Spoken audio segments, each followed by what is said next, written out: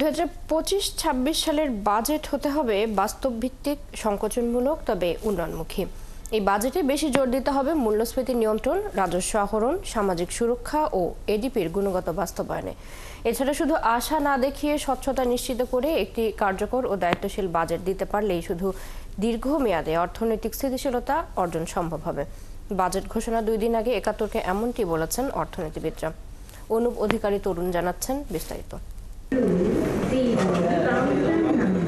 2025-26 অর্থ বছরের বাজেট প্রণয়ন করা হচ্ছে একটি চ্যালেঞ্জিং অর্থনৈতিক প্রেক্ষাপটে। মূল্যস্ফীতি নিয়ন্ত্রণ, রাজস্ব আয় বৃদ্ধি এবং টেকসই উন্নয়ন এখন বেশি অগ্রাধিকার পাচ্ছে। এখনও 9-10% ঘরে থাকা মূল্যস্ফীতি জনগণের ক্রয় ক্ষমতাকে ব্যাপকভাবে প্রভাবিত করছে।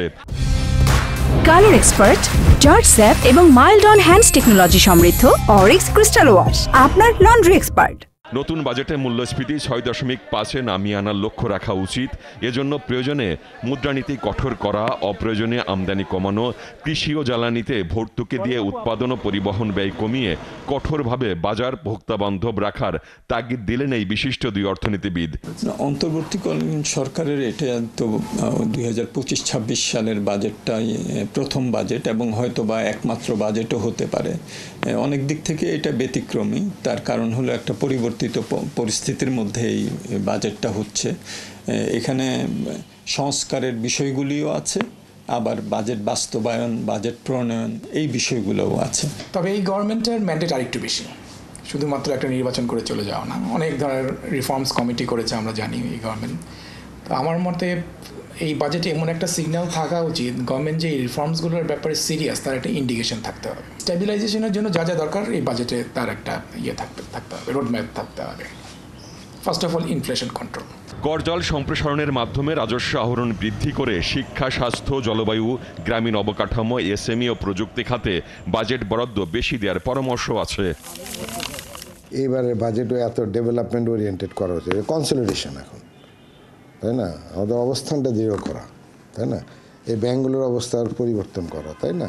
তারপরে হ্যাঁ, আপনার এক্সপানশনে যাবেন ওই আপনার রেভিনিউ কালেকশানে, ওইটা আমাদের রিয়েলি আমাদের অবস্থা খারাপ, ওইখানে এক্সপানশনে যান, তাই না?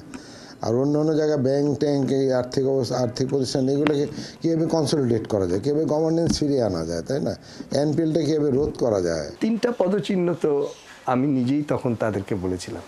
একটা হলো সম্পদ কর, একটা হলো দরিদ্র মানুষের জন্য খাদ্য সুরক্ষা বা রেশন বা মার্কেট নিয়ন্ত্রণের জন্য ওপেন মার্কেট সেলসের ব্যবস্থা করা, আর তৃতীয়ত বলেছিলাম বাজেট ছোট কিন্তু কার্যকর করা। এছাড়া বাজেট ঘাটতি জিডিপির 5%-এর নিচে রাখা, ব্যাংক থেকে ঋণ নির্ভরতা কমিয়ে বিদেশি সহজ ঋণের যোগান বাড়ানো ছাড়াও সঞ্চয়পত্র, বন্ডের মাধ্যমে অর্থ সংগ্রহ করে হলেও বেসরকারি খাতের জন্য সহজ ঋণের সুযোগ বাড়ানোর তাগিদ দিচ্ছেন আর্থিক খাত বিশেষজ্ঞরা। অনুপ অধিকারী তরুণ, 71, ঢাকা।